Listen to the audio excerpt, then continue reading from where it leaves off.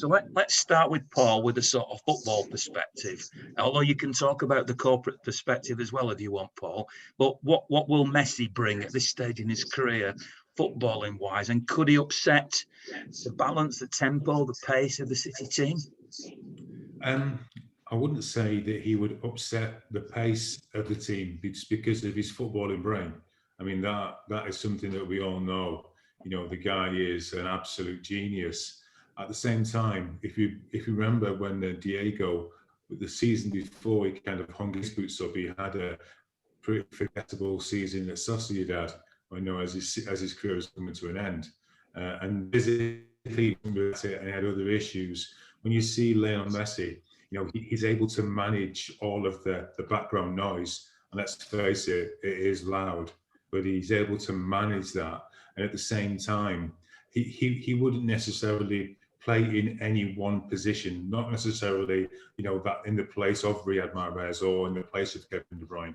You know, he would embrace and function, you know, in any position. But you probably argue that he would play more as an eight. I mean, as Karl mentioned about Riyad playing in an inside position, you know, with Lionel Messi, it'd be a case of wherever he has the ball, you know, he can live. But that said, you know, the Premier League would love to have Lionel Messi coming into our game. You know, whether he is at the latter stages of his career, he's still supremely fit, and he's still scoring goals and winning games at times, still single-handedly. And you know that he'll sprinkle his gold to the Premier League. Yes, he's going to be physically marked, probably more than, well, as much as in his younger career, you know, in Spain. But I think that what Messi will bring is an education to the players that are already there. Kevin De Bruyne has raised the bar, you know, since Silva, you know, has been in there, Yaya Toure and the likes, you know, and by the way, Doug, I always wanted to say that David Silva, for me, is the prettiest star. So when you go up there again and you see the prettiest star, it will be David Silva. You know, as David Bowie once coined. But the standards of this team now would be taken up another notch if Messi was to come along, and then you would see all the fans that have got Kevin De Bruyne on the back of the shirt.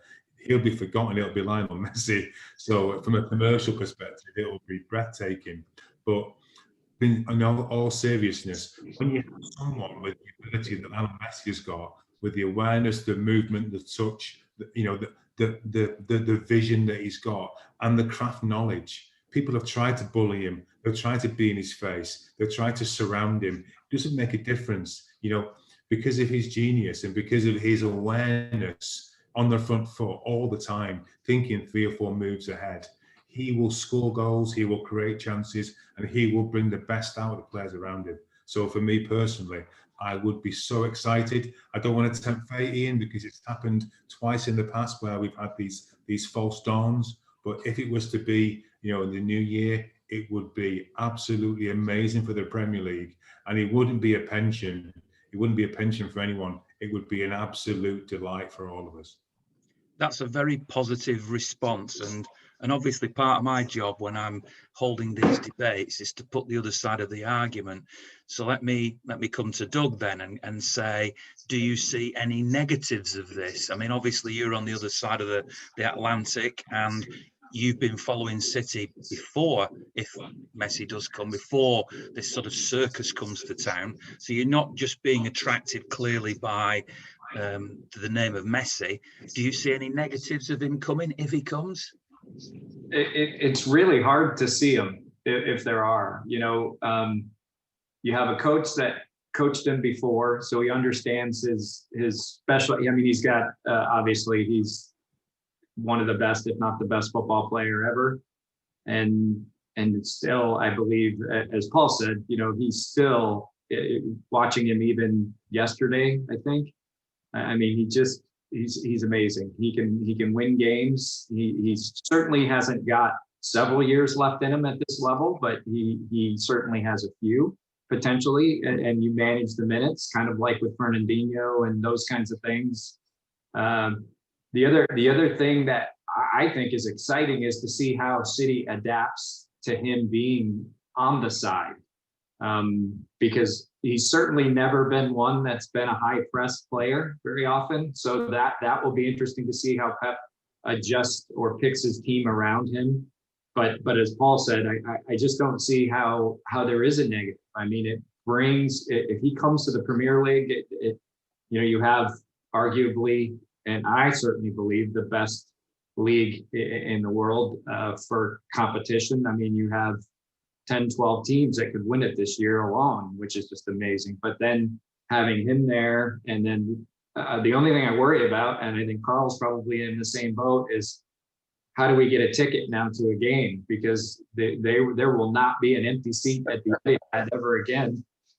So I'm a little worried that's probably my biggest negative, is ever getting to see a game in person again, because they'll fill the seats, they'll sell the jerseys, all that stuff will be unbelievable. But just to see him be coached by Pep, play with one of his closest friends in Sergio, and then just to see how City changes their tactics, I'm sure it'll be subtle, but how they change to suit his strengths. And once again, as Paul said, they will score. I mean, he's only going to add to the goal tally. So Doug, you and I have spoken before, and I urge people to go and have a look at the YouTube channel and the interview that we did, which explains how you became a City fan and on your passion. But I just wonder whether, presumably, when you're based in Texas and close to Houston, and that's your workplace when you're not in space, I just wonder if there's a relatively low percentage of people that you work with, that you call colleagues, who, if Messi was to come to City, would suddenly show more of an interest than they did before. Do you think that would happen? Well, that's it. I think Messi's one of those players that almost everybody that even peripherally understands sport or follows sport, maybe not even football, everybody knows who Messi is. And so I think absolutely it would bring fans to the sport. And then, of course, fans to City by default if he ends up playing for them, because he was obviously the biggest, one of the biggest stars in Spain, and now, coming to England, and that would, a whole new breed of fans, I would imagine.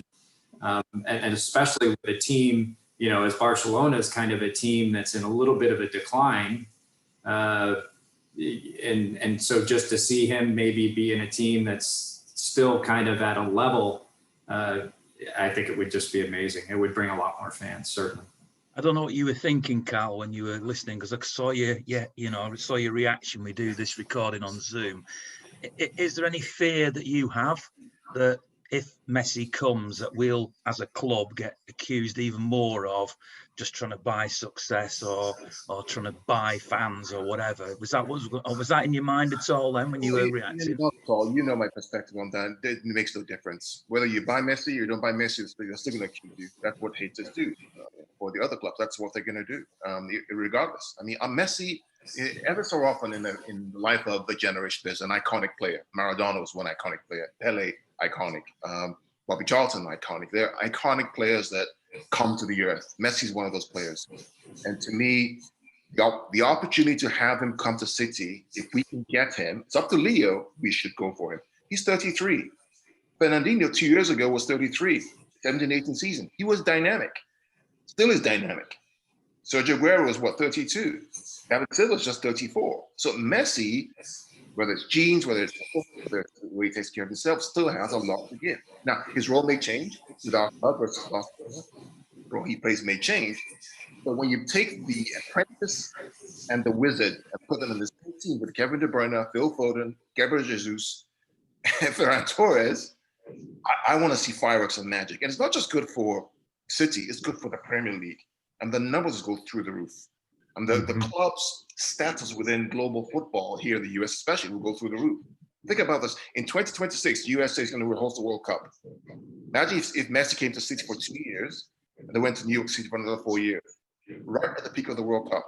It's a massive campaign. So for me, it's a no-brainer. People talk about, well, Maros will be upset or Foden will be upset. They want to play with Messi. Yes, we had Mahrez tomorrow. Does he want to play with Messi? Absolutely, they want to play with Messi. the game is going to rise up to another level. For me, it's a no-brainer, especially if he's free. Even if it's not free, even if in January we get, we pay what, 60, 70, maybe 80 million, and Eric Garcia goes along with him, I would do the deal. Leo is worth every single penny and more to the club and to the Premier League and certainly to the City Football League.